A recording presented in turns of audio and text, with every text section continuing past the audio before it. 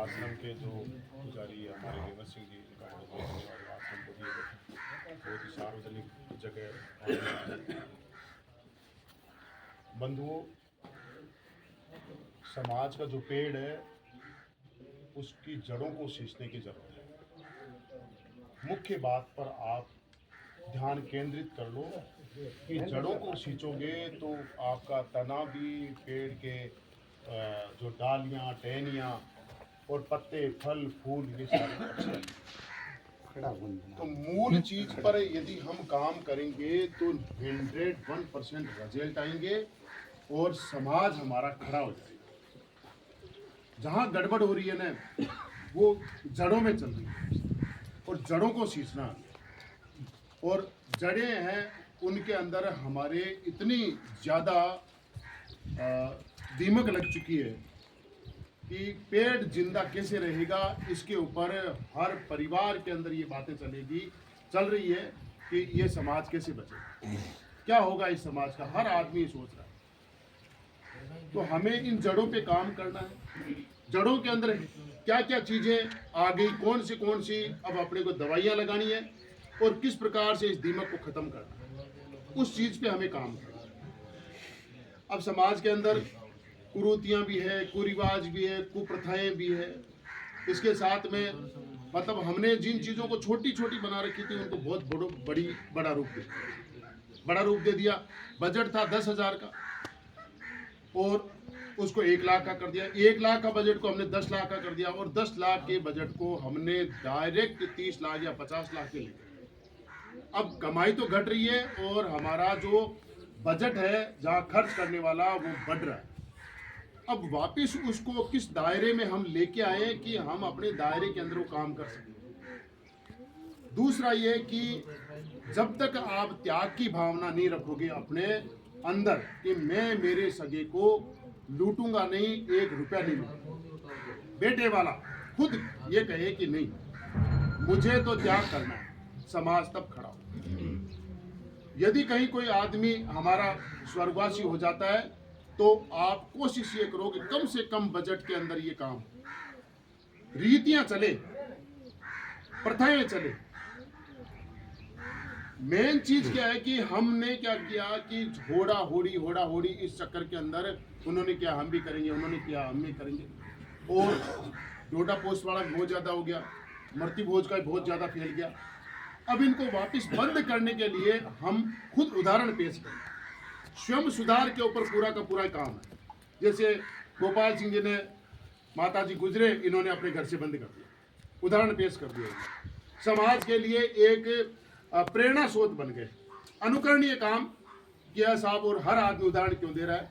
इसीलिए दे रहा है कि इन्होंने आगे होके उस चीज को बंद किया। क्यों कि वहां वो जड़ खराब थी और इन्होंने अपने घर से शुरुआत करी। बोला कोई नहीं बंद करता, मैं करता हूँ।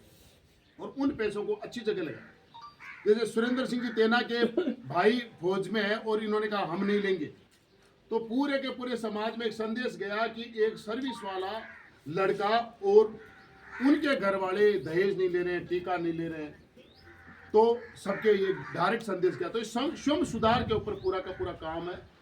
आप लोग जल्दी से जल्दी, ज़्यादा से ज़्यादा कोशिश करके इस समाज को कम से कम अवधि के अंदर, जैसे 10 साल में नहीं तो 5 साल, मतलब अवधि कम करें। हम यूँ नहीं कि जैसे ये 70 साल में सुधर जाएगा, 100 साल में सुधर जाएंगे, 100 साल में। तो हम इसी गति से यदि कुरीतियों को हम बढ़ाते रहे, 20 साल ही नहीं पकड़ेंगे, 20 साल बाद में एक बहुत बड़ा वर्ग हमारा इंटरकास्ट मैरिज कर जाएगा।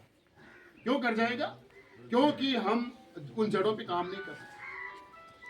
हमारी बच्चियां पढ़ गई और बच्चे ट्रेनिंग ले रहे हैं शराब की, क्योंकि बुजुर्गों को देखते हैं बहुत बड़ी बड़ी टेबलों के ऊपर और बच्चे शिक्षा डायरेक्ट ये लेते हैं कि आ चीज बहुत शानदार है। क्योंकि पूरा का पूरा शो हो रहा है, बहुत बढ़िया बढ़िया टेंट, शानदार लाइटें, बड़े बड़े टेंट और ठाट बाट और वो कांच की बोतलें और इतना मतलब भव्य, एक तरफ गाने वाले, दूसरी तरफ नाचने वाले, मतलब दुनिया पैसे फेंक रही है। तो वो माहौल देख के हमारे जो छोटे छोटे बच्चे किस बात की प्रेरणा लेंगे, वो सोचेंगे ये चीज़ बढ़िया है।